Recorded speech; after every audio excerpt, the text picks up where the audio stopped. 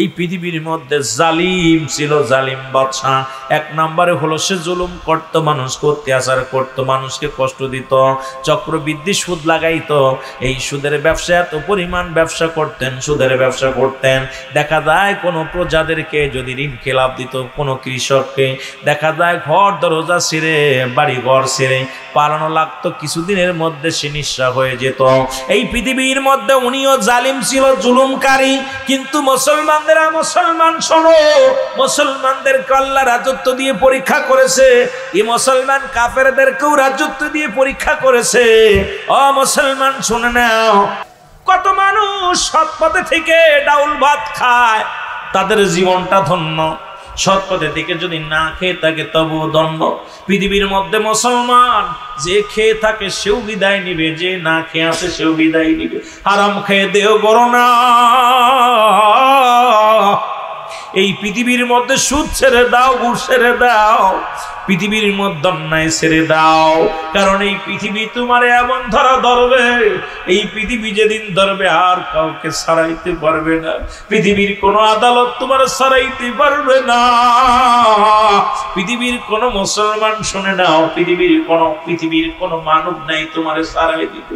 এই পৃথিবী যেদিন তোমার ধরবে, সুদ খাও, ঘুষ খাও, তবু তোমার ছাড়বে না। সে কিন্তু ভোগ করবে, ভোগ করবে, ভোগ করবে। এই জন্য এই দুনিয়ার মধ্যে যে কয়টা দিন বেঁচে থাকি, এই হালাল পথে উপার্জন করবা, হালাল খাইবা, হারাম খাইবা না, অন্যায় পথে চলবা না, নামাজ ছাড়বা না। ও মুসলমান, তুমি দুনিয়ার মধ্যে মানুষকে কষ্ট দিবা না। এই দুনিয়ার মধ্যে সরল সঠিক পথে চলো, দুনিয়াতেও শান্তি পাবা, পরপরেও শান্তি পাবা। কারণ এই দুনিয়া ছেড়ে চলে যাবে। আল্লাহ বলেন কুল্লু মান আলাইহা ফান, পৃথিবীর সব কিছু একদিন আল্লাহ শেষ করে দিবে। আল্লাহ বলে বান্দারে, এই জমিনটা আমি রাখবো না, এই জমিনটা আমি চূর্ণ বিচ্ছিন্ন করে দিব। এই জমিনের মধ্যে যত মাটি আছে সমস্ত মাটিগুলো আমি আল্লাহ পুড়ে তামা বানায়া দিব। এই জমিনের যত পানি আছে সব পানিগুলো পুড়ে আমি ছাই বানায়া দিব। যেদিন কিচ্ছু বলতে কিচ্ছু থাকবে না, সেদিন থাকবো আমি শুধু, আমি আল্লাহ। আর আল্লাহ থাকবো আমার হাবিবের ভালোবাসা নিয়ে। আজকে সত্যিপুরের জমিন থেকে শপথ করব, যতদিন বেঁচে থাকবো গোলামি করব আল্লাহ, ভালোবাসবো আমার নবীর। দুনিয়ার মুখাফেক কিনা আল্লাহর মুখাফেক কি, আজকে থেকে প্রতিজ্ঞা করব অন্যায় করব না, অন্যায় পথে চলবো না, অন্যায়কারীর দলেও যাব না, অন্যায়কারীর সঙ্গে চলবো না। এই দুনিয়ার মধ্যে যদি জীবন চলে যায় তবু অন্যের কাছে মাথা নত করব না। জোরে জোরে চিল্লায়া বলা যাবে না আল্লাহু আকবার, একটু জোরে জোরে চিল্লায়া বলা যাবে না আল্লাহু আকবার। পৃথিবীর মধ্যে প্রতাপশালী বাদশা ছিলেন, চারজন ব্যক্তি প্রতাপশালী বাদশা ছিলেন। ধন ভাণ্ডারের অভাব ছিল না, রাজত্বের অভাব ছিল না। আল্লাহ তাদেরকে দুনিয়ার মধ্যে বিশাল বাদশাহী দান করলেন। মুসলমানদের মধ্যে দুজন, একজনের নাম হলো নবী সুলাইমান বাদশা। ও মুসলমান শুনে নাও, এই পৃথিবীর মধ্যে আল্লাহ তারে এত বড় রাজত্ব, এত বড় ক্ষমতা তারে দান করেছিল। আমার মতো সলিমদ্দি, আপনার মতো কলিমদ্দি, আমাদের এমপি সাহেবের মতো না। সেই ব্যক্তি কাল্লা অল পৃথিবীর মধ্যে পৃথিবীর খলিফা বানিয়ে দিয়েছিল, আর সারা পৃথিবী শাসন করতেন। তার নাম হলো নবী সুলাইমান। জোরে জোরে চিল্লায় বলা যাবে না মারহাবা। আর একজন ব্যক্তি ছিলেন পৃথিবীর মধ্যে, মুসলমানদের মধ্যে, তার নাম হলো বাদশা জুলকারনাইন। আল্লাহ তাকেও পৃথিবীর মধ্যে বিশাল ক্ষমতা দান করেছিল। দুজনকে আল্লাহ মুজিজার মাল দান করেছিলেন। নবী সুলাইমানকে একটা মুজিজার চেয়ার দান করেছিলেন, একটা আংটি দান করেছিলেন। আর নবী জুলকারনাইনকে, বাদশা জুলকারনাইনকে আমার আল্লাহ তাআলা এই পৃথিবীর মধ্যে, মুসলমান গভীর মনোযোগ, তাকে একটা ঘোড়া দান করেছিলেন। মুজিজার ঘোড়া, এত বড় ঘোড়ার পাওয়ার, ঘোড়ার ক্ষমতা ছিল অনেক। একটা ঘোড়ার, এই ঘোড়াটা পৃথিবীর মধ্যে একটা পা যখন ফেলাইত, এই পায়ের কদমে 12,000 মাইল অতিক্রম করে যেত। একটা কদম থেকে আর একটা কদমের দূরত্ব ছিল 12,000 মাইল। জোরে জোরে চিল্লায় বলেন সুবহানাল্লাহ। কত মাইল? মাইকের আওয়াজটা আর একটু ক্লিয়ার করেন বাবা। আমার ভাইরা, আমার বন্ধুরা, আমার 12,000 মাইল অতিক্রম করতেন। হায়াত আল্লাহ পাক দিয়েছিল তারে। পৃথিবীর মধ্যে 1600 বছর হায়াত দান করেছিল। কত বছর? আরো জোরে। মাগুরা জেলার মধ্যে এত বয়সালা কোনো মানুষ নাই। বাংলাদেশের মধ্যে 1600 বছর হায়াত পেয়েছে এমন কোন মানুষের নামও আমরা শুনি নাই। কত গান শুনছেন? কত গান শুনছেন? হয়তো 100 বছর, 120 বছর, 10 বছর অনেকের নাম শুনেছি, হয়তো 150 বছর অনেকের নাম শুনেছি।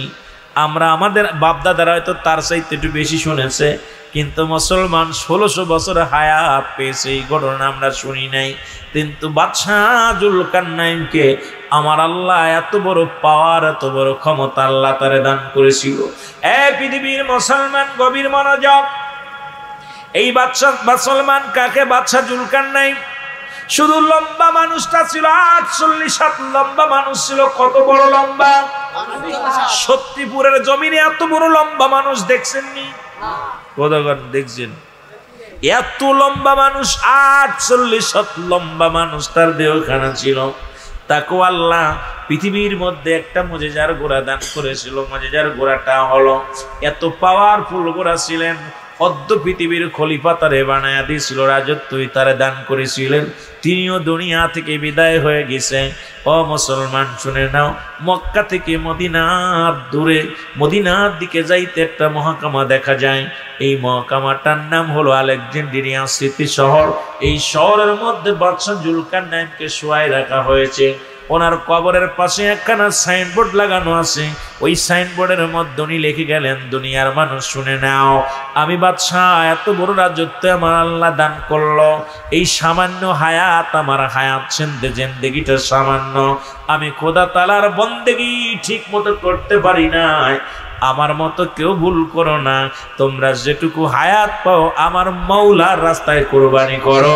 জোরে জোরে চিল্লায়া বলা যাবে না সুবহানাল্লাহ। উনি 1600 বছর পায়া শুধু এতটুকু হায়াত বলেছে। আর আপনি আমি বাঁচি 40 বছর, 50 বছর, 80 বছর, না হয় 100 বছর। বাড়ির মালিক, গাড়ির মালিক, বোর মালিক, বিটার বোর মালিক, নাতির মালিক, সম্পদের পাহাড়, সম্পদের গড়তে গড়তে নামাজের সময় পায় না, রোজার সময় পায় না, সৎপথে চলার সময় পায় না, দুনিয়ায় ইবাদত বন্দেগী করার সময় পায় না, সত্য পথে চলার সময় পায় না। এ মুসলমান, হায়াত তো মাত্র সামান্য, তারপরেও কেন মাওলা আমাদের মরণের ভয় দেয় নাই? আজকে আমাদের অন্তরের ভিতরে মরণের ভয় নাই, মরণের চিন্তা নাই। কেন রে মুসলমান, কেন? এর একটাই কারণ হলো আমরা দুনিয়াবি পাগল হয়ে গেছি। এই দুনিয়ার মুখাপেক্ষী কোনো ইমানদার হতে পারে না। যদি ইমানদার দুনিয়া ছেড়ে দেয়, আখিরাতের চিন্তা করে, দুনিয়া এমনি এমনি আসে। জোরে জোরে চিল্লায় বলা যাবে না মারহাবা? একটু জোরে জোরে চিল্লায় বলা যাবে না মারহাবা? এ মুসলমান গভীর মনোযোগ। পৃথিবীর মধ্যে আমি যে কথাগুলো বলতেছিলাম, আর একজন পৃথিবীর মধ্যে কাফেরদের মধ্যে দুজন। একজনের নাম হলো, পৃথিবীর মধ্যে আল্লাহ তাদের রাজত্ব দান করেছিল, বাদশাহী দান করেছিল। তাদের একজনের নাম হলো, মুসলমান শুনে নেন, যিনি হলো নমরুদ বাদশাহ ফিরাউন। যিনি রাজত্ব পেয়েছিল, আল্লাহ তাকে দুনিয়ার মধ্যে বিশাল সম্পদের মালিক দান করেছিল। তারপরও সে একবারে কি করল? মালামালের মালিক হওয়ার পরও খোদাই দাবি করেছিল। তিনি দুনিয়ার মধ্যে রাজত্ব পেয়ে খুশি হন নাই, রাজত্ব পায়া খুশি হন নাই, সম্পদ পেয়ে খুশি হন নাই। তিনি মনে করছে আল্লাহ হওয়াটা খুব সহজ, আল্লাহ হলে সব কিছুর মালিক আমি হয়ে যাব। নিজেই নিজে দাবি করেছে আমি ভগবান, আমি আল্লাহ। এ মুসলমান গভীর মনোযোগ। শুধু তাই নয়, এই পৃথিবীর মধ্যে তার যত মুসলমান, তার যত লোক ছিল, তার যত জনগণ ছিল, সবার কাছে সে খোদা হয়ে গেছে। খোদা হওয়া পরও পৃথিবীর মধ্যে আল্লাহ তারে কিন্তু বেইজ্জতি করেন না, ইজ্জত দিয়েছিল। কিসের জন্যে? পরে বেইজ্জতি হয়েছে, ইজ্জত দিয়েছিল সে রাতের দুনিয়ার মধ্যে। সারাদিন পরে মানুষের কাছে খোদা বলে দাবি করতেন, কিন্তু রাতের অন্ধকারে ইবাদত করতেন, যায় নামাজে বসে বসে ডাকতেন, আল্লাহ তুমি আমার খোদা, তুমি আমার রব। মানুষের কাছে আমি ভগবান সেজেছি, আমার জনগণের কাছে আমি খোদা সেজেছি। আসলে কেউ কে সবাই তো জানে তুমি একজন, আমিও জানি তুমি একজন। সুতরাং এই পৃথিবীর মধ্যে আমি রাত জেগে জেগে, ফিরআউন রাত জেগে জেগে আল্লাহরে বলতো, আল্লাহ আমি তুমি একটু দয়া করো, আমি যে খোদা সেজে ফেলেছি, আমি যদি বেইজ্জতি হয়ে যায়, অসম্মানিত হয়ে যায়, জনগণ যদি আমার উপরে কষ্ট পায়, তাহলে মানুষ তো আমার খোদা বলে মানবে না। তুমি এইটুকু সুযোগ দাও, আমি যেন মানুষের সামনে খোদা হতে পারি, ভগবান হতে পারি। জোরে জোরে চিল্লা বলা যাবে না নাউজুবিল্লাহ। অথচ আল্লাহ বলেন আল্লাহুস সামাদ লাম ইয়ালিদ ওয়া লাম ইউলাদ ওয়া লাম ইয়াকুল লাহু কুফুয়ান আহাদ। আল্লাহ বলে, হাবিব আপনি জানায়া দেন আমি আল্লাহ এক। পৃথিবীর মধ্যে হাবিব আপনি জানায়া দেন, হাবিব আমার আল্লাহ বলেন সমস্ত নবীদেরকে আমার নবীর বলে, হাবিব জানায়া দেন আমি আল্লাহ এক। আল্লাহ কয়জন? একজন। জোরে জোরে বলেন আল্লাহ কয়জন? আমার আল্লাহ একজন, আল্লাহ এক, আল্লাহ দ্বিতীয় নাই। আল্লাহ বলে, হাবিব জানায়া দেন আমি আল্লাহ এক। এই পৃথিবীর মধ্যে আমি কাউকে জন্ম দিই নাই, কারো থেকে জন্ম নিই নাই, কারণ আল্লাহর কোনো ছেলে নাই, মেয়ে নাই। আল্লাহ পৃথিবীর মধ্যে বংশ পরিচয় নাই, বংশ পরিবর্তন বিস্তার করেন নাই, আল্লাহ কারো থেকে জন্ম নেন নাই। সুতরাং আসমান জমিনের মধ্যে তার সমতুল্য, তার সমকক্ষ আর কেউ নাই। এ মুসলমান শুনে নাও, এই জন্য মুসলমান জাতি যখনই আমরা কালেমা পড়েছি, মুসলমান বলে দাবি করতে চাই, শুরুতেই বলেছি লা ইলাহা, নাই কোন ইলাহ ইল্লাল্লাহু, এক আল্লাহ ছাড়া, মুহাম্মাদুর রাসূলুল্লাহ সাল্লাল্লাহু আলাইহি ওয়াসাল্লাম, নাই কোন ইলাহ, লা ইলাহা নাই কোন ইলাহ, আল্লাহ ছাড়া নাই কিচ্ছু নাই। সব কিছুর মালিক আল্লাহ, আসমানের মালিক আল্লাহ, জমিনের মালিক আল্লাহ, আপনার আমার হায়াতের মালিক আল্লাহ, রিজিকের মালিক আল্লাহ, সব কিছুর মালিক আমার আল্লাহ। আল্লাহকে পাওয়ার একটা মাধ্যম আছে, ঠিকানা আছে, সেই ঠিকানা হলো নবী মুহাম্মদুর রাসূলুল্লাহ। জোরে জোরে চিল্লায়া বলা যাবে না সাল্লাল্লাহু আলাইহি ওয়াসাল্লাম। বাচ্চা সুলাইমান ডাক দিয়ে বলে, 4 গুণে গুণান্বিত নারী যদি পায়, মনে আছে আমি তাকে বিবাহ করতে চাই। বলেন 4টা গুণের কি গুণ? 1 নম্বরে আমানতদারি হবে ওই মহিলাটা। ওই মেয়ের চেহারা কেউ দেখে নাই, ওই মেয়ের আমানত নষ্ট করে নাই, সতীত্ব নষ্ট হয় নাই, পৃথিবীর কোনো বেগানা পুরুষ তার চেহারা দেখে নাই। পৃথিবীর মধ্যে সৎ নারী এমন একটা নারী হওয়া লাগবে। 2 নাম্বার রূপে গুণে তার 1 নাম্বার হওয়া লাগবে। 3 নাম্বার পৃথিবীর মধ্যে মুসলমান বুজুর্গানে হওয়া লাগবে, আমলদারি হওয়া লাগবে, অত্যন্ত আমলদারি হওয়া লাগবে। এ মাগুরা জেলার মা বোনের আজকে যারা ওয়াজ শোনো, আমি একটু কথা বলে যাই, তারপরে আলোচনার দিকে যাই। 4 নম্বর হলো ধন ভান্ডারের মালিক হওয়া লাগবে। যেহেতু আমি রাজা, এমন প্রজা হবে তার ধন ভান্ডারের মালিকও থাকা লাগবে, এই নিসাব পরিমাণ মালের মালিক হওয়া লাগবে। এই 4টা গুণের যদি গুণান্বিত কোনো নারী পাও, আমি বাদশাহ সুলাইমান শাদী করতে রাজি। জোরে জোরে চিল্লায়া বলা যাবে না মারহাবা। বলতেছিলাম কয়টা গুণ? মনে রাখছেন কয়টা গুণ? সারা রাজ্যে এমপি মন্ত্রী উজির চারিদিকে ঢোল পিটা দিল, এই রাজ্যে কি কোনো মেয়ে নাই যিনি আমানতদারি? একমাত্র তার চেহারা একমাত্র তার স্বামী দেখবে। পৃথিবীর মধ্যে অন্য কোনো পুরুষ দেখতে পাই নাই। পৃথিবীর মধ্যে আমলদারি, এমন আমল করবে, এমন আমলদারি আল্লাহ ওয়ালা, এবং পৃথিবীর মধ্যে গুণবতী মহিলা, রূপবতী মহিলা এবং এই রাজ্যের মধ্যে কেউ আসেনি। দেখা যায় সপ্তাহ ঘুরে গেল, কেউ চিঠি লেখলে না। রাজার দরবারে বীর জন্য কোনো পায়াগম আসে না। রাজা উজির নাজিরি মন্ত্রীদের ডাকতে বলে, ও মন্ত্রী সাহেব শোনো, মন্ত্রীরা শোনো, এমপি সাহেবরা শোনো, উজির শোনো, তোমরা কি সারা দেশ ঘুরে, সারা পৃথিবী ঘুরে এমন একটা নারীর সন্ধান পাইলা না যে নারীকে আমি বিবাহ করব, যে নারীর এই 4টা গুণ আছে, এই গুণান্বিত নারী কি তোমরা পাও নাই? কয় হুজুর একটা সপ্তাহ পার হয়ে গেল, 2টি সপ্তাহ পার হয়ে গেল, এমন কোন মেয়ের বাবা পায়গাম নিয়ে আসেন নাই, এমন কোন নারীর সন্তান আমরা পাই নাই, কিন্তু একটা চিঠি আমরা পেয়েছি হুজুর, একটা চিঠি পাইছি, একটা বিয়ের পায়গাম পেয়েছি, যদি আপনি অভয় দেন তাহলে আপনার সামনে পেশ করব। উজির ডাকতে বলে হুজুর এই চিঠি ডাক, একটা মেয়ের পায়গাম পেয়েছি, তাও 3টা গুণ, তার ভিতর আছে একটা গুণ নাই, 3টা গুণের গুণান্বিত আছে, একটা গুণ নাই। রাজা বলে কি গুণ আছে বলো?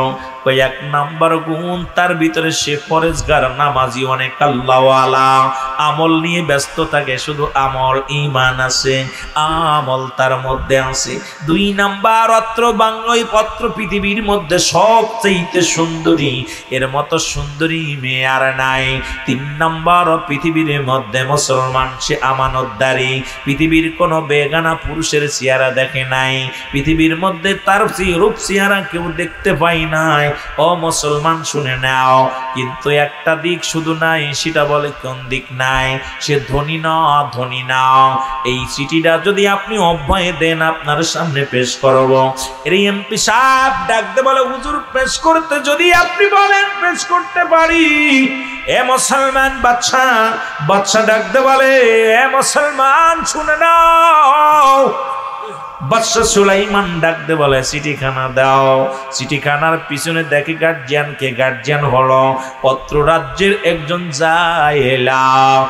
মাছ ধরে জেলে জোরে জোরে চিল্লায় বলা যাবে না আল্লাহু আকবার। যে কথা বলতেছিলাম, মদিনার কথা বললে কলিজার ভিতরে ধাক্কা লাগে। ওই মদিনার মাটি গায়ে লাগলে গুনাহ জোরে যায়। ওই মদিনার রওজা মুবারকে হাজী ভাইরা হজ করতে গেছে, রাসূলুল্লাহর রওজা মুবারক জিয়ারত করলে মাসুমের মাসুম হয়ে যায়। আল্লাহ মরণের আগে একটাবার আমাদেরকে মদিনায় নিও, একটাবার হাবিবের রওজা জিয়ারত করার সুযোগ দান করে দিও। জোরে জোরে চিল্লায়া বলা যাবে না আল্লাহু আকবার। আমি যে কথা বলতেছিলাম একটু আগায় যায়, তার উপরে দেখবো এ মুসলমান সঙ্গে সঙ্গে চিঠিখানা বাদশা মুসলমান শুনে নেন, হাতের মধ্যে নিয়ে টান দিয়া ছিঁড়ে মুখের মধ্যে মেরে দিলেন। চিঠিখানা ছিঁড়া দেখলেন মেয়ের বাবার সামনে মেয়ের প্রত্যাখ্যান, বীর প্রত্যাখ্যান।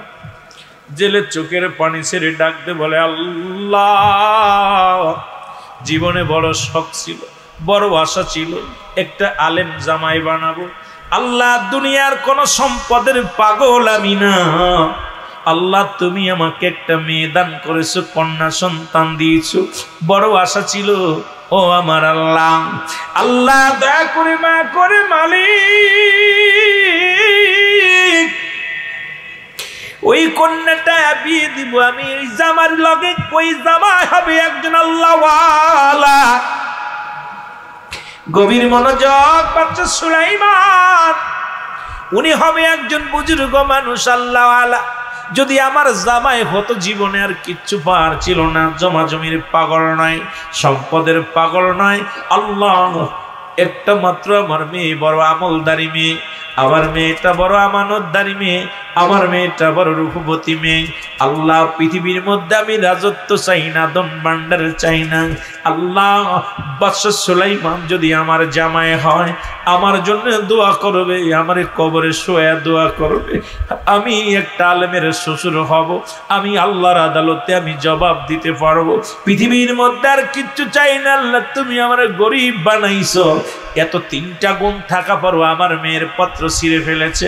আল্লাহ তোমার কাছে আমি দাবি করি, আল্লাহ তোমার কাছে আমি চাই, ওই বাচ্চা সুলাইমানকে তুমি ধনী গরিব বানায় দাও, না হয় আমাকে তুমি ধনী বানায় দাও, তবু বাচ্চা সুলাইমানকে আমার জামাই বানায় দাও। জোরে জোরে চিল্লায় বলা যাবে না আল্লাহু আকবার। এ মুসলমান দরখাস্ত করেছে বাবাই, আর আমরা বাবারা দোয়া করি আল্লাহ শিল্পপতির লাগে মেয়ে দিব, টাকা আলার লাগে মেয়ে দিব। যদি শোনে ছেলে কি করে, কয় মসজিদে ইমামতি করে, কয় চলবে না, 10,000 টাকা বেতন। ঠিক কিনা?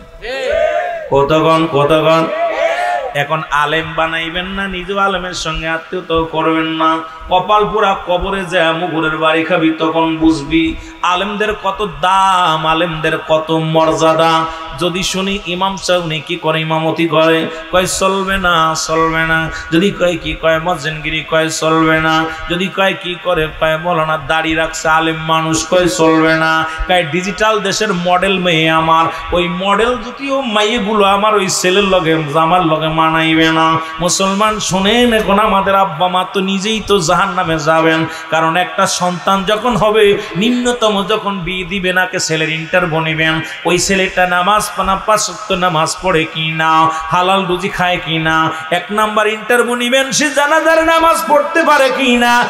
মুসলমান 2 নাম্বার ইন্টারভিউ নেবেন, পৃথিবীর মধ্যে সে 5 ওয়াক্ত সালাত আদায় করে কি না। 3 নাম্বার ইন্টারভিউ নেবেন, সে হালাল পথে উপার্জন করে কি না। 4 নাম্বার ইন্টারভিউ নেবেন, সে পৃথিবীর মধ্যে আমানতদারি কি না। পৃথিবীর মধ্যে মুসলমান কয়েকটা আমানত যদি পৃথিবীর মধ্যে সে ভ্যান চালক হোক, রিক্সা চালক হোক, যদি একজন আল্লাহওয়ালা ফরেজগার নামাজি ব্যক্তি যদি আপনার জামাতা হয়, আপনার জীবনটা ধন্য হয়ে যাবে। জোরে জোরে চিল্লা বলা যাবে না মারহাবা। আমার ভাইরা, আমার বন্ধুরা, আমার গভীর মনোযোগ। দিন চলে গেল, সপ্তাহ চলে গেল, মাস চলে গেল। হঠাৎ একদিন রাজা বাদশাহ মুসলমান শুনে নেন উনি কি করলেন। সুলাইমান বাদশাহ জরুরি ভিত্তিতে একটা মিটিং ডাকলেন, কল ডাকলেন। রাজ্যের সমস্ত নেতাকর্মী, উজির নাজির, উজির মন্ত্রী, মিনিস্টার সবাই বসলেন রাজ্যের মধ্যে। হঠাৎ করে বাদশাহর জরুরাত চাপ দিলেন, পায়খানার চাপ দিলেন। বাদশাহ ডাকতে বলে, উজির রে, এই নাও। উজির যখন বাথরুমে যেতেন, মুজেজার আংটিখানা খুলে রাখতেন। আর আল্লাহ তাআলা যে আংটিখানা দান করেছিল, এই আংটি যখন যার হাতে থাকতো, দুনিয়া তার দিকে ঝুঁকে পড়তো, রাজ্যের সবাই তার দিকে ঝুঁকে পড়তো। আংটিখানা খুলে কও, উজির রে, আংটিখানা ধরে রাখো, পাগড়িখানা ধরে রাখো, আমি শুধু যাবো আর আসবো, সবাই মিটিং তোমরা চালু করো, আমি আসতেছি। এইটা দেখতে পাইলেন দুষ্ট জিন দেখে বাদশাহ সুলাইমান তার হাতের আংটি খুলে ফেলেছে। সুযোগ একটা পাইছি, বাদশাহ সুলাইমানকে আমি সাইজ করে দিব, আজকে রাজ্য ছাড়া করব। সঙ্গে সঙ্গে দুষ্ট জিন উনি বাদশাহ সুলাইমানের রূপ ধারণ করলেন। জোরে জোরে চিল্লা বলা যাবে না আল্লাহু আকবার। বাদশাহ সুলাইমানের রূপ ধারণ করে উনি বাথরুমে ঢুকছে, আর উনি এক দড়ি রূপ ধইরা কউজির রে, তাড়াতাড়ি আংটি দে। কে হুজুর আপনি গেলেন আর আলেন কারে, বৈশা গেছে মিটিং, তাড়াতাড়ি দে। আংটিখানা হাতের মধ্যে নেওয়ার সঙ্গে সঙ্গে উজির কয় হুজুর, মন্ত্রী কয় হুজুর, সবাই অনুগত হয়ে গেলেন, দুষ্ট জিনের অনুগত হয়ে গেলেন। জিন কয় তাড়াতাড়ি নিয়ে যা, আমারে তাড়াতাড়ি নিয়ে যা রাজ দরবারে, মিটিং শুরু হয়ে গেছে। পাহারাদারেরা, প্রহরীরা সবাই নিয়ে যে রাজমহলে নিয়ে গেলেন। রাজসিয়ারে বসলেন, বসে কাজ শুরু। সবাই রে বললেন, ভাইরা শোনেন, আমি মিটিং শুরু করার আগে একটা জরুরি কথা বলবো আপনাদেরকে নিয়ে। আমার রাজ্যে আমার মতো সিহারালা একজন বাদশাহ আগমন করেছে, একটা মানুষ। উনি আপনাদের কাছে এসে বলবে, আমি বাদশাহ সুলাইমান। উনি বলবে, এই রাজ্যের মালিক আমি তোমাদের প্রধান। খবরদার, এই ধোঁকাবাজির ধোঁকায় পড়বেন না। এই বাদশার কিন্তু চেহারার ছবি আমার মতো দেখতে, শুনতে, তার কথাবার্তা কিন্তু আমার মতো, চলাচলতি সব আমার মতো। আপনাদের অনুরোধ করতে, যদি ওই ধোঁকার মধ্যে পড়ে যান, এই আপনার রাজ্যের সবাই ক্ষতিগ্রস্ত হয়ে যাবেন। আর দেখা মাত্রই তাকে বন্দী করবেন। আল্লাহু আকবার বলো। দেখা মাত্রই তারে বন্দী করবা, বন্দী করে আমার দরবারে নিয়ে আসবা, আমি তার বিচার করব। এই কথাটা তাড়াতাড়ি বলার জন্য আমি আপনাদেরকে আজকে মিটিং ডেকেছি। এই মুসলমান ওদিকে আসল বাদশাহ সুলাইমান, উনি যখন ভিতর থেকে বাইরে আসিয়া ডাক দিয়ে কয়, উজির রে, তাড়াতাড়ি আংটিখানা দাও, সময় একটু বেশি হয়ে গেছে। কয় হুজুর পাগলামি করেননি, কে আপনি? আমি তো তোমাদের মন্ত্রী। কি বলেন? এই মাত্র আমাদের মন্ত্রী তো রাজসভা পরিচালনা শুরু করেছে। আপনি কি বলেন? আপনি তো আমাদের মন্ত্রী না। কয় একটু আগে আমাদের মন্ত্রী চলে গেছেন। ডাকতে কয়, না রে প্রহরীরা রে, না, আমি তোমাদের মন্ত্রী, আমি বাদশাহ সুলাইমান। মন্ত্রী ধাক্কা দিয়ে ফেলে দেয়, কোনতে আইসে আগল ফাগল, একদম বিফাদে ফেলে দিছে। মন্ত্রী উঠে কয়, বাবারে, তুই আমার চিনচিন না, সারা বছর তোদের চালাইলাম, রাজ্য চালাই, আজকে আমার তোরা চিনতেছিন না, কি হলো তোদের, কি হলো? পাগলামি করো না। ওদিকে ওই ঠেলা ঠেলি দেখা দুষ্ট জিন বলতেছে, এই সবাই প্রস্তুতি থাকো, সেই ভণ্ড মনে এসে গেছে, ওকে ধরে নিয়ে আসো আমার কাছে, ধরে নিয়ে আসো। সুলাইমান বাদশাকে ধরে নিয়ে যাওয়া হলো, ওনাকে ধরে নিয়ে যাওয়া হলো, রাজ্যের ভিতরে নিয়ে যাওয়া হলো। উনি যা দেখে আমার চেহারা যা, উনার চেহারাও তাই, রাজদরবারে রাজ সিংহাসনে বসে আছে।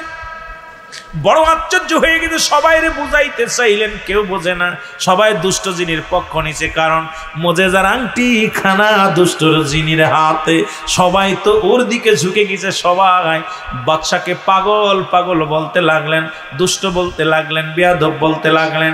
জনগণকে দুষ্ট জিন লেলিয়ে দিলেন, তোমরা মারো, পাথর মারো, যে যেখানে যা পারো মারো, ও তোমাদের সর্বনাশ করতে এসেছে, রাজ্য দখল করে নিবে, তাড়াতাড়ি ওরে ঠেকাও। সবাই কেউ পাথর ছুঁড়ে মারে, কেউ আঘাত করে। মুসলমান আঘাত খায়া সুলাইমান জমিনের মধ্যে লুটায়া পড়েছে, মাথাটা ফেটে গেছে। সুলাইমানের গা দিয়ে রক্ত ছড়ে, ওই রাজ দরবারে রক্ত মোছে আর ডাক দেখায়, আল্লাহ আল্লাহ, আজকে তুমি কি পরীক্ষার মধ্যে আমারে ফেললা? আল্লাহ, আজকে রাজ্যের একটা মানুষ আমাকে সুলাইমান চেনে না, রাজ্য পরিচালনা করলাম, এই রাজ্যের বাদশা আমারে বানাইয়া দিয়েছিল আল্লাহ, আজকে রাজ্যের একটা জনগণ আমার পক্ষে নাই, সবাই আমার বিপক্ষে গো আমার আল্লাহ। আল্লাহ বলে বাদশা সুলাইমান বেহুশ হয়ে গেলেন। জোরে জোরে চিল্লায় বল আল্লাহু আকবার। বেহুশ হয়ে মার খাইয়া, জনগণের হাতে মার খাইয়া বেহুশ হয়ে পড়ে গেছে। বাদশার এদিক নকল বাদশা বলতেছে, ওকে সুরে মারে ফেলাই দিও না, একেবারে মারো না, ওকে নিয়ে টানতে টানতে ওই রাস্তার মাঝে, ওই বাগানের মধ্যে, বনের মধ্যে ফেলে দাও, যাও নদীর ধারে ফেলে আসো। ওনাকে নিয়ে পরীরা নিয়ে গেলেন, নিয়ে নদীর ধারে রাস্তার পাশে ফেলে রাখলেন। যিনি বাদশা ক্ষণিকের জন্য, মিনিটের জন্য কি হয়ে গেল আমার ভাইরা, ওই পথ দিয়ে জেলে মশায় মাছ ধরে আসার পথে দেখে একটা যুবক রাস্তার ধারে পড়ে আছে। চিন্তা করে, আরে ভোর দুপুরের মধ্যে কে যুবকটা ওই গাছের নিচেই পড়ে আছে। উনি আস্তে আস্তে করে গেলেন, যে দেখে মাথা ফাটা, মাথা দিয়ে রক্ত বাইর হয়, প্রচন্ড মার, গায়ের মধ্যে রক্তাক্ত অবস্থায় পড়ে আছে যুবকটা।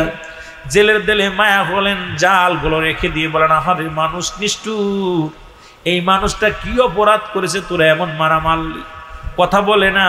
উনি পানি দিয়ে, সে মাথায় পানি দিলেন, রক্তগুলো মুছে দিলেন নিচের কাপড় দিয়ে, কোনো কথা বলতে পারে না। চিন্তা করে, এখানে থাকলে মারা যাবে, নিয়ে যায়, আমি বাড়িতে নিয়ে যাই। বাচ্চা সুলাইমানকে নিয়ে জেলের বাড়িতে নিয়ে চলে গেলেন, যে সেবা যত্ন করিয়া মুসলমান যুবকটা ভালো হয়ে গেলেন। জোরে জোরে চিল্লায়া বলা যাবে না সুবহানাল্লাহ। জেলের বাড়িতে ভালো হয়ে গেলেন। জেলে ওনাকে রেখে গেলেন মাছ ধরতে। ওদিন জালে বিপুল পরিমাণ মাছ ধরা পড়লেন।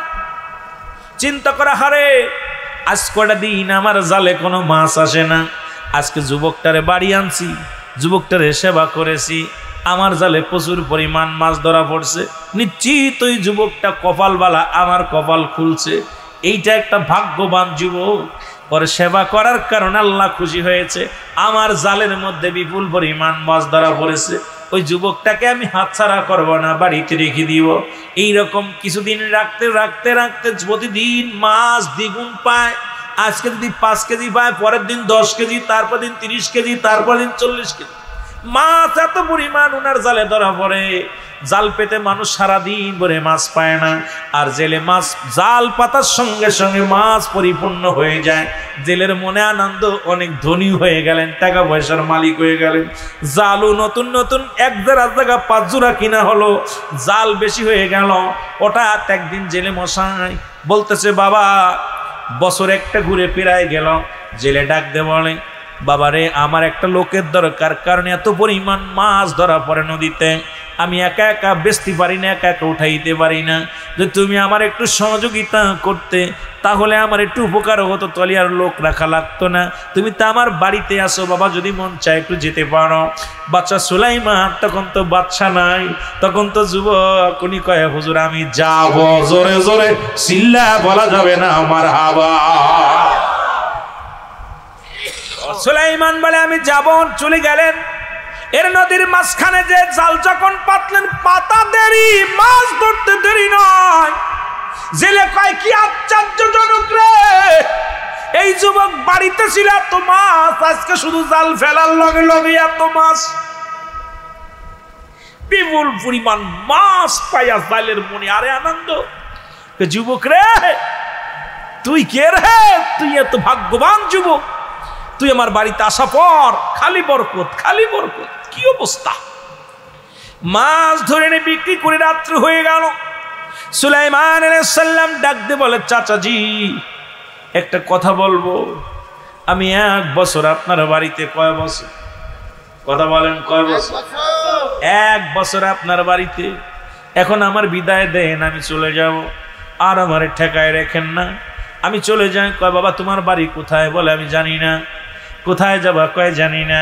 তবে আমি আপনার বাড়িতে থাকবো না, 1টা বছর পার হয়ে গেছে, আমারে আপনি বিদায় দেন। বলতেছে বাবা তোমারে বিদায় দিব, তুমি আমার জন্য একটা বরকত।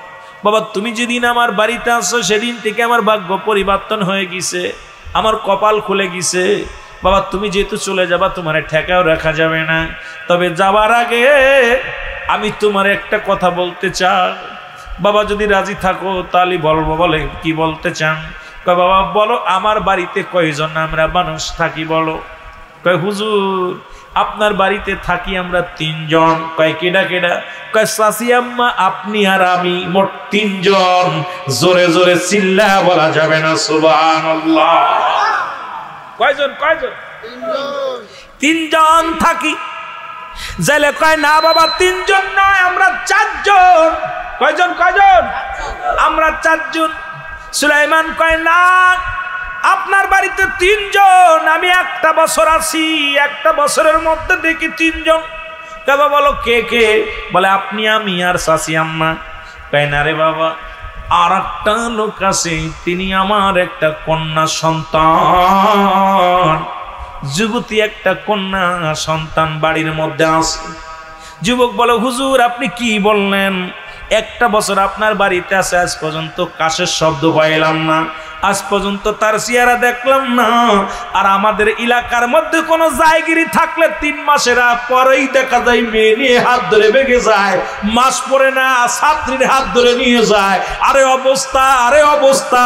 কারণ ওই যে বিয়াহে পানা মেয়েটা বারবার মাথার কাপড় ফেলে, গায়ের কাপড় ফেলে বারবার আসে জায়গিরির সামনে। জায়গিরি পরানো থুইয়া ওরে তাকায় দেখতে দেখতে অঙ্ক ভুলে যায়, ইংলিশ ভুলে যায়। আজকে সমাজ নষ্ট হতে চলছে শুধু পর্দার অবক্ষয়ের জন্য। আজকে একটা বাড়ির মধ্যে পর্দা নাই, যে বাড়িতে চাই যুবতী দিয়া আলেমদের খেদমত করায়, যুবতী দিয়া আজকে সমাজটারে নষ্ট করতে চায়। আজকে মৌলভী সাহেব ইমামতি করে, মেয়েরে কয় দে হুজুরের খাবার দে, ইমাম সাহেব আইছে খাবার দে। ইমাম সাহেব খাবারের দিক তাকানোর আগে আগে দেখে মেয়ের দিকে তাকাইয়া। আজকে জাতি শেষ, সমাজ শেষ। জোরে জোরে চিল্লায় বলা যাবে না ঠিক কি না? রাগ করেন? কষ্ট পাচ্ছেন? আহা, সমাজ শেষ। 1 বছর আছে ঘরের ভিতরে, মেয়ে দেখে নাই, একটা মেয়ের কাপড় দেখে নাই। কয় কাশি দিয়া 3 জন মানুষ মাত্র একটা ঘরে, একটা বাড়ির ভিতরে 4 জন মানুষ, তার একটা মানুষ দেখে নাই। যুবক ডাক দে বলে চাচাজি আপনি কি বলেন? যদি আপনার বাড়ি এই যুবতী থাকবে, একদিন তো দেখবো, কোনদিন তো তার গলার আওয়াজ শুনি নাই, কোনদিন তার গলার আওয়াজ আমি শুনি নাই, কোনদিন তার কাপড়গুলো তো কোনদিন বাইরে দেখি নাই। আর আমাদের মেয়েদের কাপড়গুলো রাস্তায় নেড়ে দিই। মেয়ের কাপড় রঙিন, মেয়ের কাপড় হলুদ, মেয়ের কাপড় বাজান দে আকাশি রঙের।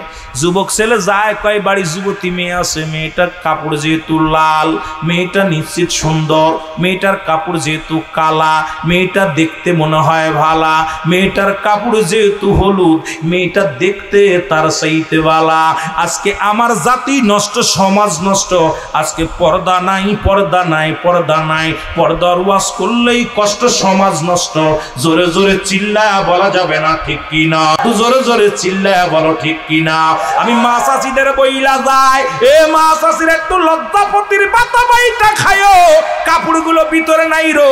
তোমার কাপড়গুলো যেন বিগানা পুরুষে না দেখে, কাপড়গুলো ধুইয়া তুমি আড়ালে নাইরা দাও, যেন বেগানা পুরুষের সামনে পড়ে না। রুহুল আমিন সিদ্দিকের বউ কেমনে যদিও সরাসরি না দেখছে, ওই কাপড়ের পর আইডিয়া করে এই কাপড়টার রং এইটা, এটা তাহলে এই মেয়েটা হবে এইরকম।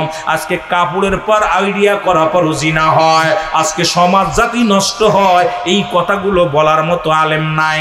আজকে জাতি নষ্ট হয়ে যায়, সমাজ নষ্ট হয়ে যায়, বাড়ি নষ্ট হয়ে যায়। আইরে মুসলমান, কদিন থাকবো দুনিয়ায়? এই দুনিয়ার মা ছেড়ে চলে যেতে হবে। এই দুনিয়া থাকার জায়গা না, চিরদিনের জন্য থাকার জায়গা না। আমি যুবকদের বইলা যাই, তুমি ওদিকে খেয়াল বন্ধ করো। শুধু মেয়েদের বললে না, তুমিও তোমার বোনের কাপড় চিন্তা করো, তোমার মায়ের কাপড় চিন্তা করো। ওই মনটা নরম করো, মনটার ভিতর থেকে দূর করে দাও শয়তান। ওই মাস্টার ইবলিসকে দূর করে দাও। দূর করবা কেমনে? নামাজ তো পড়ো না। দূর করবা কেমনে? তুমি রোজা রাখো না। দূর করবা কেমনে? তুমি যাকাত দাও না।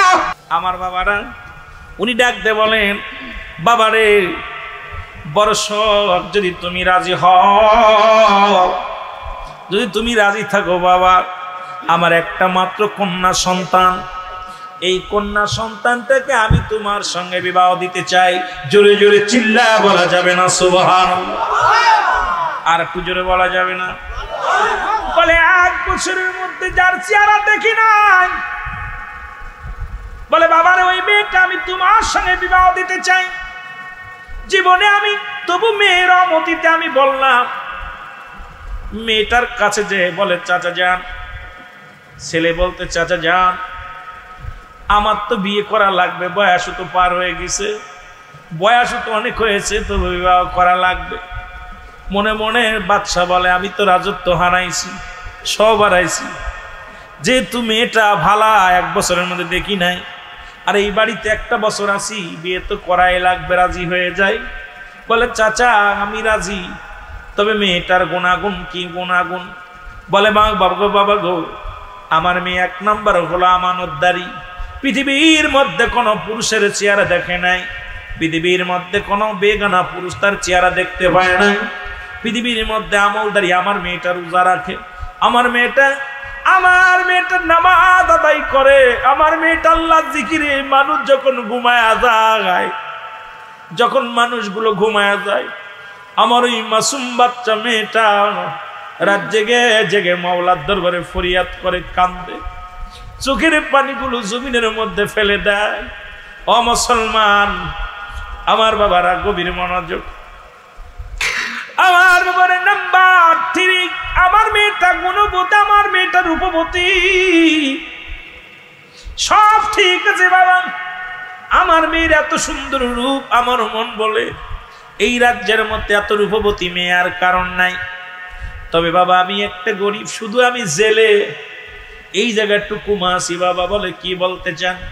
বাবা বড় শখ ছিল এই রাজ্যের রাজা সুলাইমান বাদশার সঙ্গে আমি মেয়েটা বিবাহ দিব। আমার মেয়েটাও বড় আমার বলেছিল, ডাকতে বলেছিল, বাবা সুলাইমান বাদশা যদি আমার স্বামী হয়, ওই নামাজি ব্যক্তি আল্লাহওয়ালা যদি আমার স্বামী হয়, বাবা আমি রাজি। আমার মেয়েটা বড় আশা করে পত্র লিখেছিল, ওই পত্রটা আমার সামনে সুলাইমান বাদশা যখন টানতে ছিঁড়ে ফেলেছিল, তখন আমার কলিজাটা ছিঁড়ে গিয়েছিল। আমিও মনে করেছিলাম জীবনের মেয়েটার বিয়ের কথা বলবো না, তবু বাবা হয়ে না বলে পারছি না। আমি বাবা হয়ে, বাবা তোমার আমার পছন্দ হয়েছে, তুমি আমলদারি, যদি আমার মেয়েটা যদি রাজি হয়, তাহলে আমার মেয়ের সঙ্গে তোমার বিবাহ দিব, যদি তুমি রাজি থাকো। জোরে জোরে চিল্লা বলা যাবে না আল্লাহু আকবার।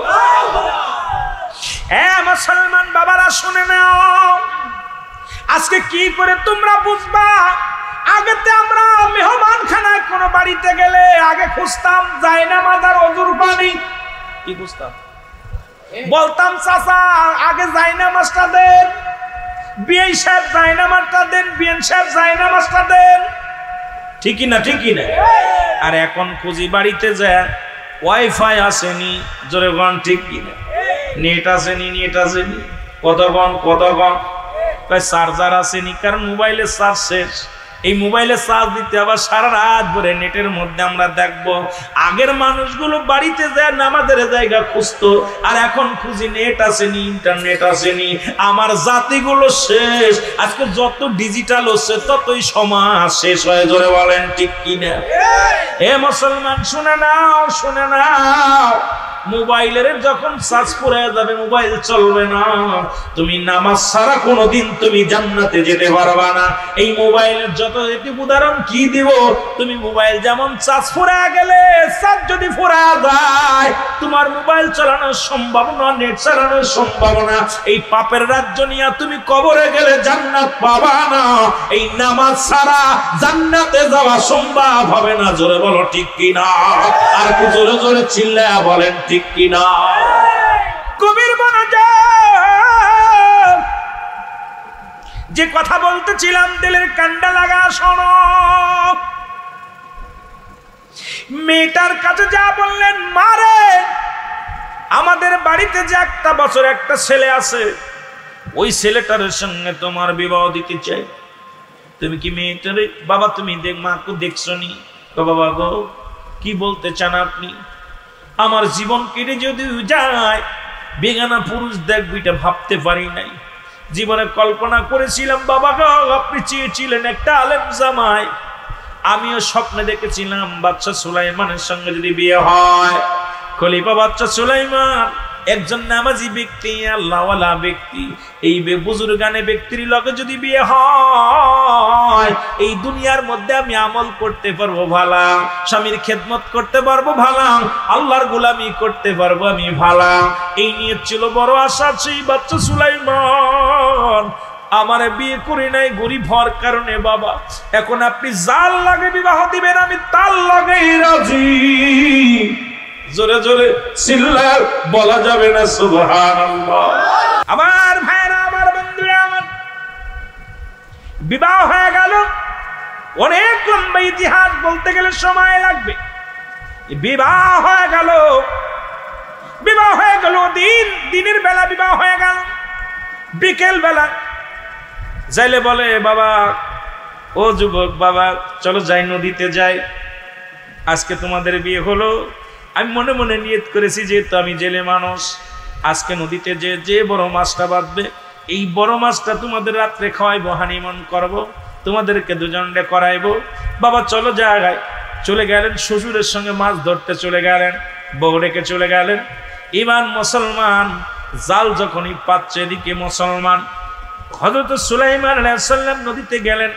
নদীতে যায় যখন দাঁড়ায় আছে একটা ভালো জিন দেখে সুলাইমান নবী নদীর মধ্যে। সুলাইমান নবীকে নদীর মধ্যে দেখে জিন পাগল হয়ে গেছেন। নবী সুলাইমান, বাচ্চা সুলাইমান কেন এনে, সুলাইমান কেন এখানে? সে থাকবে রাজদরবারে, আমি দেখে এলাম রাজদরবারে, এখন এত দূরে আসলো কেমন করে নদীর মধ্যে কি করে? দেখে আসি সুলাইমান কি আসলটা না নকল। দৌড়ায়া যায় দেখে সুলাইমানকে এই দিকে দৌড়ায়া চলে গেলেন ভালো জিনটা। যায় দেখে রাজ সিংহাসনে দুষ্ট জিন বসে আছে, আর পাশের লোকজনের সব চোখের পানি ছেড়ে কাঁদতেছে। লোকজনের জিগায় ভাই কি হয়েছে? কয়েকটা বছরও পার হয়ে গেল আমাদের বাদশা সুলাইমান রাজ্যের কোনো খোঁজ খবর নেয় না, শুধু রাজদরবারে বসে আনন্দ ফুর্তি করে, ঘোরাঘুরি করে। রাজ্যের মানুষগুলো অনাহারে আছে, রাজ্যের মানুষগুলো বড় কষ্টে আছে, কোনো দুঃখী মানুষের পাশে দাঁড়ায় না। উনি এত পরিবর্তন হয়ে গেল, আমাদের কিছু বুঝি আসে না, আমাদের কোনো কথাই শোনে না। রাজদরবারে রাজমহলের যত প্রজা আছে কারোর দুঃখে পাশে আসে না, কষ্টে পাশে আসে না। উনি এমন হয়ে গেল কেন? এই দুঃখে আমরা কাঁদতেছি আর বলতেছি আল্লাহ আমাদের বাদশা এমন হয়ে গেল কেন? বাদশা তো নীরব হয়ে গেছে, বাদশা কোনো কথা বলে না। দুষ্ট জিন যায় দেখে রে রাজ দরবারের মধ্যে বইয়া হাওয়া খাইতেছে। দুষ্ট জিনের যাইয়া ভালো জিন এত জোরে দাবড় দিছে, দাঁড়া বদমাইশ, তুই আজকে ইসরাত সিংহাসনে সুলাইমান হয়ে বসে আছিস, ওদিকে আসল সুলাইমান নদীর মধ্যে মাছ ধরে, একটা বছর ধরে কষ্ট দিচ্ছি আর তুই আরামে বইয়া রাজত্ব পালন করতেছিস, দাঁড়া। এত জোরে দাবড় দিচ্ছে, দুষ্ট জিন রাজ সিংহাসন থেকে উঠা আজু দৌড় কালু দৌড় দৌড়ায়, আর পিছন থেকে ভালো জিন শুধু দাবড় শুরু করছে, দুজন দৌড়াদৌড়ি শুরু করছে।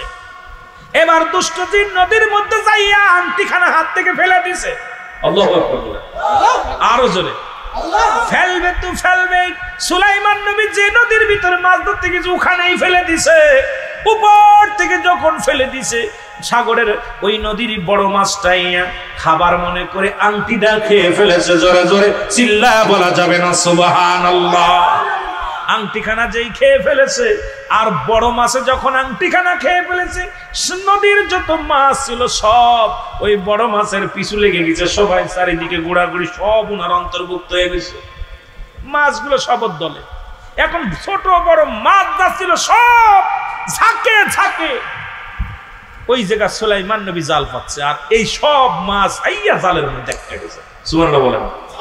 বাদবে তো বাদবে, আংটি যে খাইছে এ মাছটাও বাঁচছে, আর ওই মাছটা সবচেয়ে বড় মাছ। সুবহানাল্লাহ বলেন। যাই মাছ দুই শ্বশুর জামাই মাছ উঠাইয়া দেখে আজকে জাল আর উঠাইতে পারছেন, এত পরিমাণ মাছ ধরছে। উঠাইয়া মাছ দেখে মাছ জাকা ওইরে নিয়ে বিক্রি করছে, আর বড় মাছটা শ্বশুরে বলতেছে, বাবা আমি যাইলাম মানুষ, জীবনে এত বড় মাছ পাই নাই, আজকে তোমার বিয়ে হয়েছে, তুমি আমার কপাল খুলছে, এই মাছটা আজকে আমায় তোমারে আমার মেয়েরা আমি প্রাণ ভরে খাওয়াইবো, এটা আমি বিক্রি করবো না, এটা আমি বাড়ি নিব, বাড়ি নিয়ে এই মাছটারে কাইটা বালা কইরা রান্না কইরা তুমি খাবে, তোমার শাশুড়ি খাবে, তোমার ওয়াইফ খাবে, আমি খাবো, সবাই বাগযোগ করে খাবো। জোরে বলেন না সুবহানাল্লাহ। জামাই কাব্বা এত বড় মাছটা বিক্রি কর না বাবা, এটা আমি নিয়ত করছি আজকে নদীতে যা বড় মাছ যেটা পাবো এটা তোমাদেরকে খাওয়াইবো। বাড়ি আইনা মাছ দিয়া মেয়েরে কয়, মা এই মাছটা কোটো, একটু কুটে দাও, তোমার আম্মারে সাহায্য করো, আর এই মাছটা দিয়ে রাত্রে রান্না হবে, আজকে তোমাদের বাসর। সুবহানাল্লাহ বলেন না। আজকে তোমাদের বাসর রাত, জীবনে কোনোদিন কোনো পুরুষ দেখো নাই, আজকে তোমার নতুন পুরুষের কাজ যাবা। মাগো আমিও আল্লাহর কাছে বলেছিলাম, আল্লাহ তাআলা আমার যাক সুলাইমানের কথা মনে করো না বাবা, সে তো তোমার বিয়ে করে নাই, আজকে তার চাইতে কোনো অংশে কম পাই নাই, আমার একটা বালা জামাই পাইছি, আল্লাহ জামাই পাইছি। তা আজকের মাছটা যেহেতু এর বরকত আছে, হাত দিয়া মাছটা ধরছে, এই মাছটারে ভালো কইরা রান্না করে দাও। মেয়েটা বিসমিল্লাহ বইলা মাছটার নিয়ে বডির মধ্যে কুটতে গেছে, কুটতে যেই গলা কাটছে ভিতর থেকে আংটি বাইরে গেছে। জোরে বলেন না সুবহানাল্লাহ। আংটিখানা হাতের মধ্যে নিয়ে দেখে, আরে এত সুন্দর আংটি রে, যাক আমিও গরিব মানুষ, জেলার মেয়ে, আমি আংটিটা আমার স্বামীর উপহার দেবো বাসর করে। জোরে বলেন না সুবহানাল্লাহ। ভালো করে মুইসা টিসা রাইখা দিছে কোমরে, কথা বুঝেননি, রাত তো শেষ হয়ে যাচ্ছে, তাড়াতাড়ি শেষ করতে হবে। এখন কই এইটা আমার জামাইরে দিলে জামাই বড় খুশি হবে। সুবহানাল্লাহ কন না কেন? আর একটু জোরে কইবেন, নাচতে কইবেন। আংটিখানা থুইয়া দিছে রাত্রে বাসর ঘরে। এখন আর আংটি যার যার কাছ থাকবে সেই তো মজেজা দেখাইবে, তার প্রতি পাগল। এখন ঘরের ভিতরে যায় সুলাইমান পাগল হয়ে গেছে বিবির জন্য। বিবির কাছে যায়, কয় বিবি, বিবি সালাম দিয়ে কয় আসসালামু আলাইকুম। বিবি কয়, বিবি রে আমি তোমার কাছে একটা জিনিস জানতে চাই, সর্বপ্রথম বলো। কয় কি? কয় আমি জানতে চাই তোমারে কি, তুমি কি আমার বিবাহের আগে কোনো পুরুষের সঙ্গে প্রেম টেম করছেন? ভালোবাসাটা ছিল না, জানতে চাইতেছে। সুলাইমান নবী যখন বলতেছেন, সুলাইমান পয়গম্বর, বিবি বলতেছে, স্বামী হ্যাঁ আমি একটা প্রেম করেছিলাম, হ্যাঁ আমি একজনকে মন দিয়েছিলাম, একজনকে মনে প্রাণে ভালোবেসেছিলাম, একজনকে আমি মনের আমার হৃদয়ের চাইতে ভালোবেসেছিলাম, তিনি আর কেউ নয়। শোনেন স্বামী, যেহেতু আপনি আমারে বলেছেন আপনার কাছে লুকাবো না, জীবনে প্রতিজ্ঞা করেছিলাম তাকে ছাড়া আর বিয়ে করবো না, জীবনে প্রতিজ্ঞা করেছিলাম তাকে ছাড়া আর সঙ্গী কাউকে বানাবো না। স্বামী ডাক দিয়ে বলে, বিবিরে সেই সৌভাগ্যবান ব্যক্তিকে, ভাগ্যবান ব্যক্তিকে? তাই স্বামীরে আপনি আমার স্বামী, আপনার কাছে আমি বলতেছি শোনেন, এই রাজ্যের যিনি প্রধান বাদশা সুলাইমান, তার সঙ্গে একজন যখন চেয়েছিল, 4টা গুণের গুণান্বিত একটা নারী চেয়েছিল, তখন আমি একটা চিঠি লিখেছিলাম, কারণ আমি আল্লাহর পাগল, আমি একমাত্র মাওলার পাগল, মাওলার পাগল ছাড়া কিচ্ছু বুঝি না। সুলাইমানকে বিয়ে করতে চেয়েছিলাম শুধু আল্লাহকে পাওয়ার জন্য। ওই তিনি 4টা গুণের গুণান্বিত নারী চেয়েছিলেন। নাম্বার 1 সে চেয়েছিল আমানতদারি কোন মহিলা। আমি এমনই আমানতদারি, কোনদিন আমানত খেয়ানত করি না, আমানতদারি মহিলা। 2 নাম্বার আমলদারি, আমি কোন আমল কাজা করি না, আমি আল্লাহর ইবাদত বন্দেগীর মধ্যে মশগুল থাকি। 3 নাম্বার রূপবতী, পৃথিবীর মধ্যে আমার ধারণা আমার রাজ্যের, এই রাজ্যের মধ্যে আমার মতো এত রূপবতী মহিলার কেউ নাই। 4 নাম্বার চেয়েছিল সে ধনী, একটু ধন সম্পদের মালিক, কিন্তু আমার আব্বা জেলে থাকার কারণে সুলাইমান পয়গম্বর বীর পয়গম্বর প্রত্যাখ্যান করেছে। ওদিন আমার কলিজার মধ্যে লেগেছে, ওদিন আমি দোয়া করেছিলাম, আল্লাহ হয় সুলাইমান নবীরে আমার মামার বাবার মতো গরিব বানায় দাও, না হয় তুমি আমার বাবারে সুলাইমানের মতো রাজত্ব দিয়ে দাও। ওদিন আমার আল্লাহ যে তুই এত বড় দোয়া করেছিলাম, ওই দোয়াটা আজ কবুল হইছে কি জানি না, তবে আজকে আমার ওই কথার মনে পড়তে চাই না। আপনি আমার স্বামী, আমি আপনার বিবি, আপনি আমার সুলাইমান। আজকে ওই সুলাইমানের প্রয়োজন নাই, আপনি আমার সুলাইমান, আপনাকেই আমি স্বামী বলে গ্রহণ করেছি। জোরে জোরে চিল্লায়া বলা যাবে না সুবহানাল্লাহ? আর একটু জোরে জোরে চিল্লায়া বলা যাবে না আল্লাহু আকবার? সুলাইমান নবী একটা মিষ্টি হাসি দিছে।